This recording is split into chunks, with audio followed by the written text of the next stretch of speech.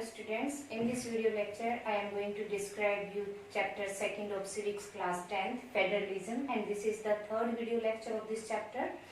Previous video lecture के अंदर मैंने आपको बताया था कि फेडरलिज्म क्या होता है, फेडरलिज्म के टाइप्स क्या होते हैं और फीचर्स क्या होते हैं. टाइप्स में मैंने आपको बताया था coming together and holding together. I think you should recall those points yourself. In this chapter I will tell you कि फेडरलिज्म किसी भी कंट्री के अंदर मैंने बताया था कि कॉन्स्टिट्यूशनल डिवीजन कर दिया जाता है कि पावर का शेयरिंग करने के लिए किसके बीच में, सेंट्रल अथॉरिटीज के बीच में और जो कॉन्स्टिट्यूएंट यूनिट्स होती हैं उसके बीच में. ठीक है, तो यहाँ पे ये आपको बताता है कि इंडिया के अंदर, हम यहाँ पे इंडिया की केस स्टडी करने जा रहे हैं कि इंडिया एक फेडरलिस्ट कंट्री है, कहलाती है क्या, उसके अंदर इसको किस तरीके से फॉलो किया जा रहा है, क्या सही तरीके से फॉलो हो रहा है और किस वे में हम कह सकते हैं कि इंडिया फेडरलिस्ट कंट्री है, ये हम इसके अंदर स्टडी करने जा रहे हैं. तो सबसे पहले आपको ये क्लियर होना चाहिए कि फेडरलिज्म की सक्सेस और फेलियर किस चीज के ऊपर डिपेंड करता है. सक्सेस डिपेंड करता है कि जो पॉलिटिकल बॉडी होती हैं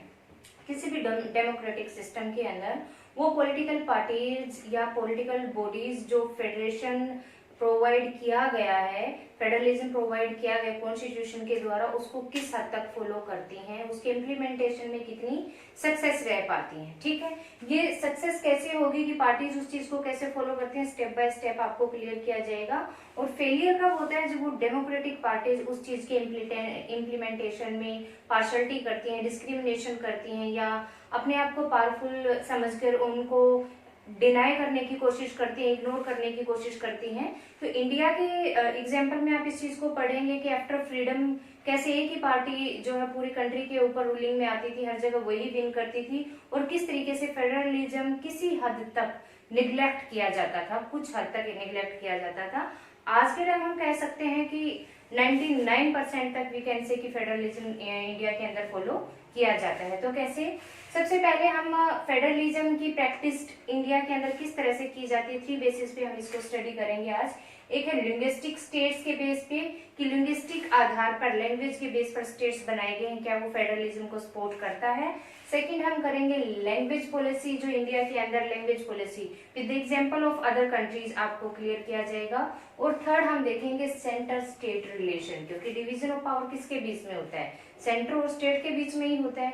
क्या उस वे से, उस प्रोसेस से इंडिया के अंदर फेडरलिज्म फॉलो किया जाता है. तो सबसे पहले हम क्लियर करते हैं लिंग्विस्टिक स्टेट्स को क्लियर करते हैं.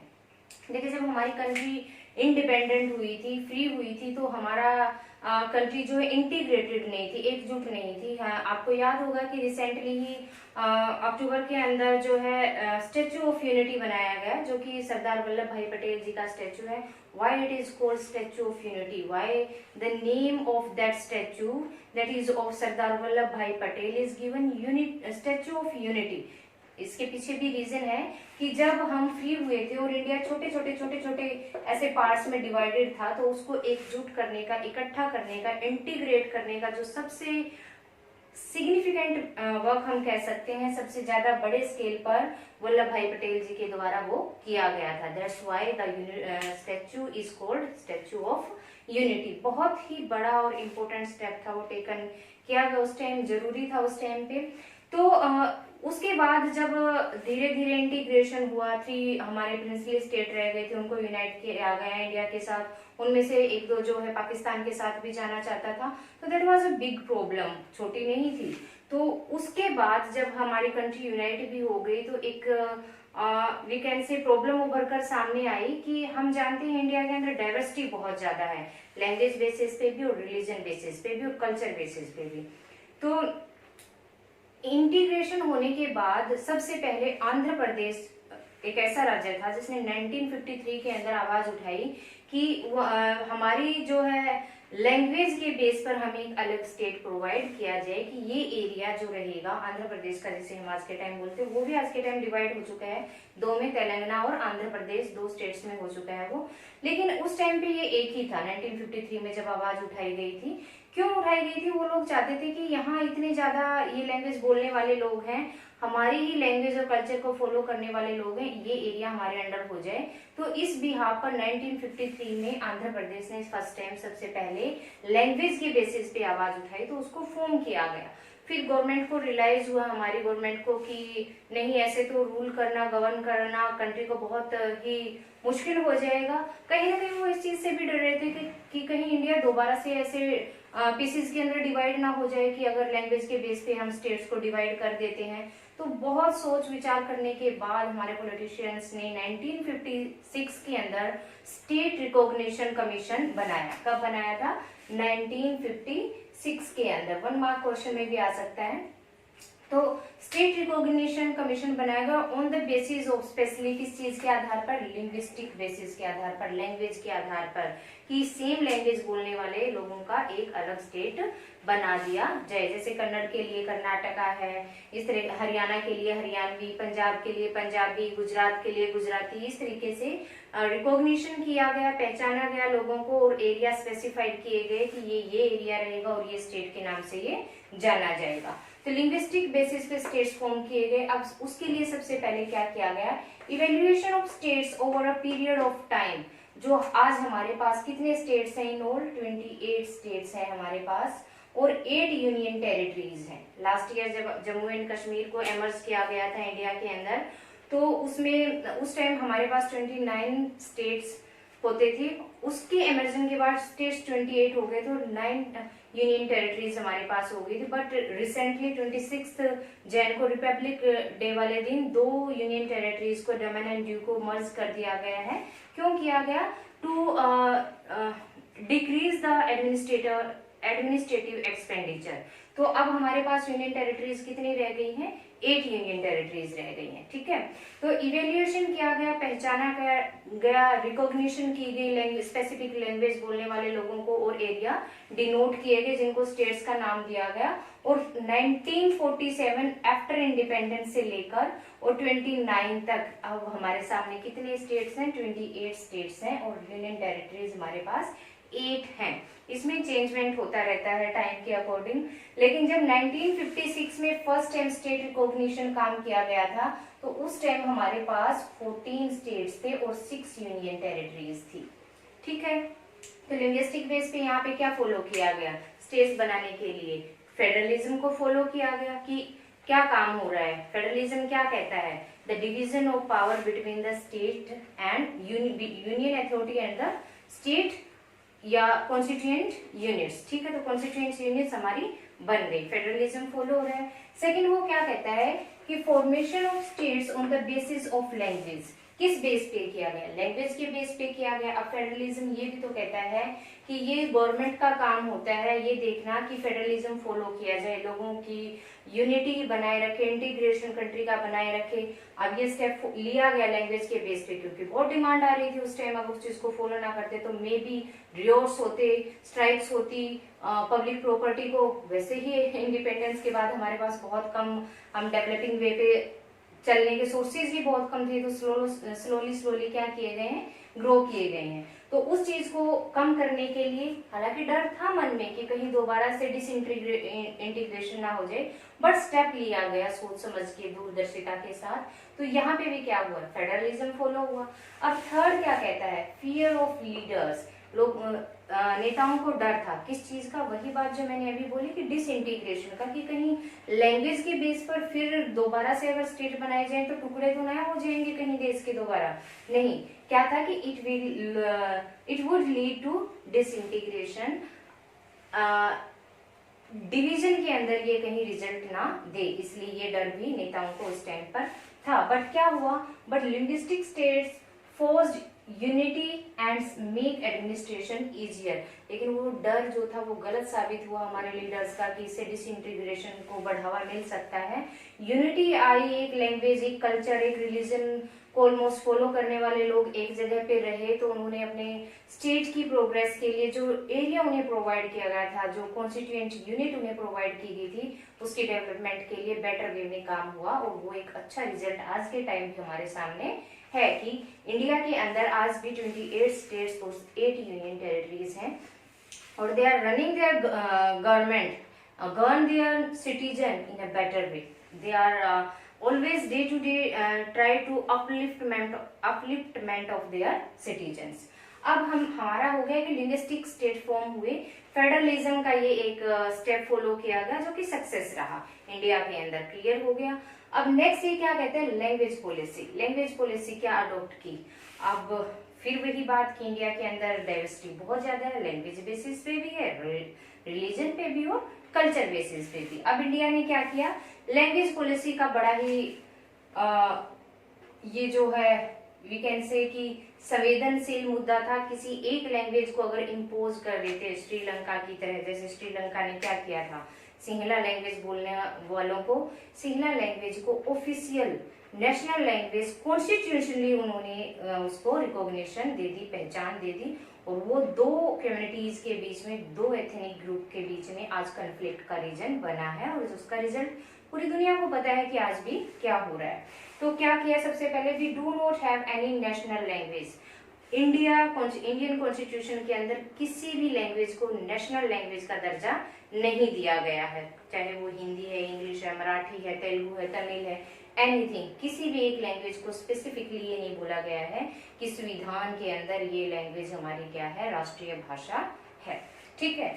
अब सेकंड वो क्या कहता है, Hindi was identified as official language.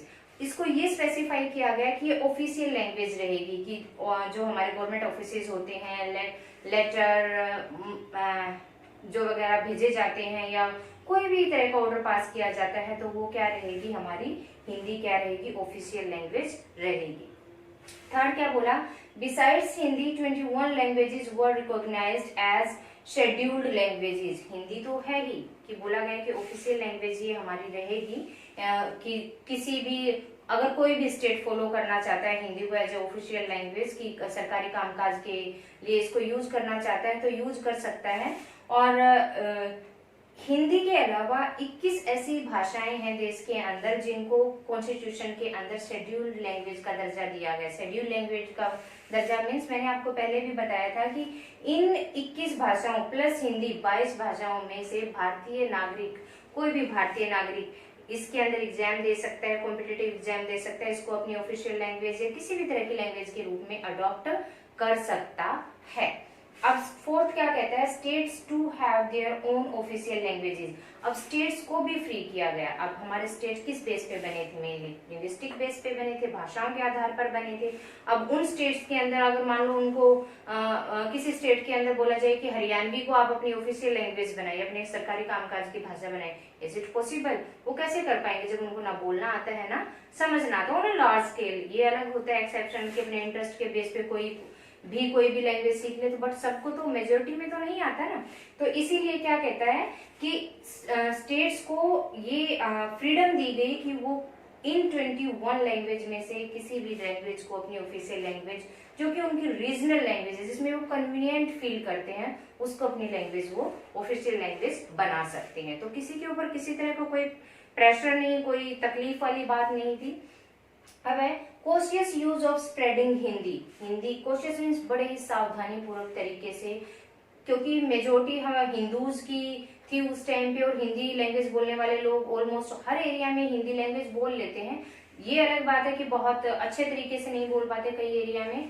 तो हिंदी को बढ़ावा देने के लिए, उसके फैलावे के लिए स्टेप तो उठाए गए, बट सावधानी पूर्वक, बड़े ही सिग्निफिकेंट वे में, कि किसी दूसरे लैंग्वेज वाले को हार्ट ना हो। अगर फॉलो करना चाहता है तो कोई करे।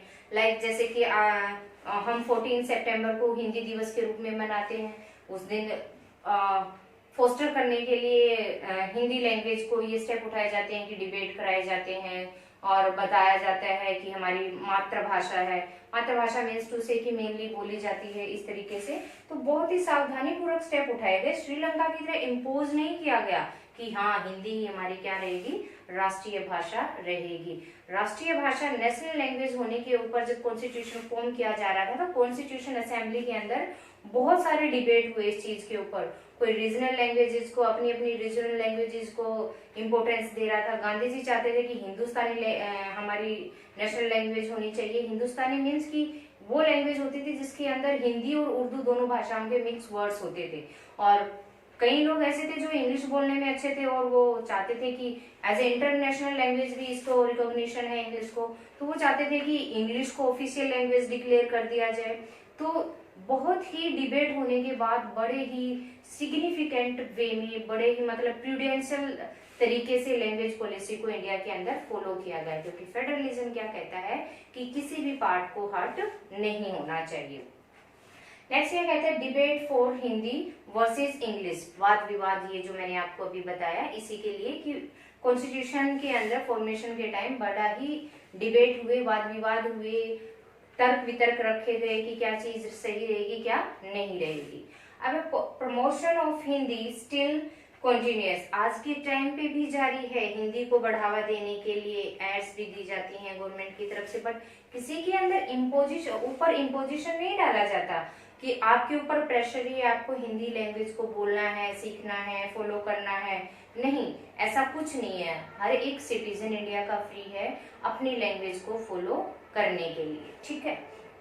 अब ये हमारे दो स्टेप क्लियर हो गए कि इंडिया में फेडरलिज्म कैसे फॉलो किया जा रहा है, लिंग्विस्टिक स्टेट्स के बेस पे, कि फेडरलिज्म को आगे ध्यान में रखते हुए कि उसका उद्देश्य, मोटिव, फीचर्स क्या है, ऑब्जेक्टिव क्या, उसको ध्यान में रखते हुए फॉलो किया गया, और लैंग्वेज पॉलिसी भी उसी आधार पर हमारी अडॉप्ट की गई, ठीक है।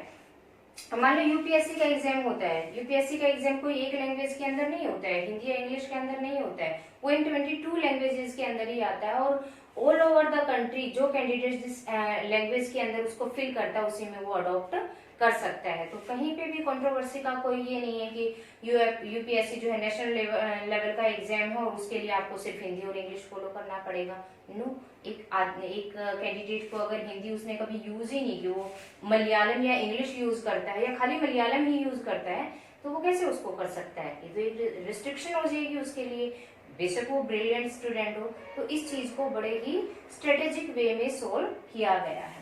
अब है हमारा third point, centre state relation. Centre state क्या कहता है? फेडरलिज्म कहता है क्या है कि सेंटर और कॉन्स्टिट्यूंट यूनिट्स के बीच में क्या होना है, आपकी पावर का डिवीजन होना है। तो इंडिया के अंदर सेंटर स्टेट रिलेशन को कैसे फॉलो किया गया। अब हम पुराने टाइम का एग्जांपल लेते हुए चलेंगे, अभी के लिए नहीं, कि कैसे धीरे धीरे सुधार आया है।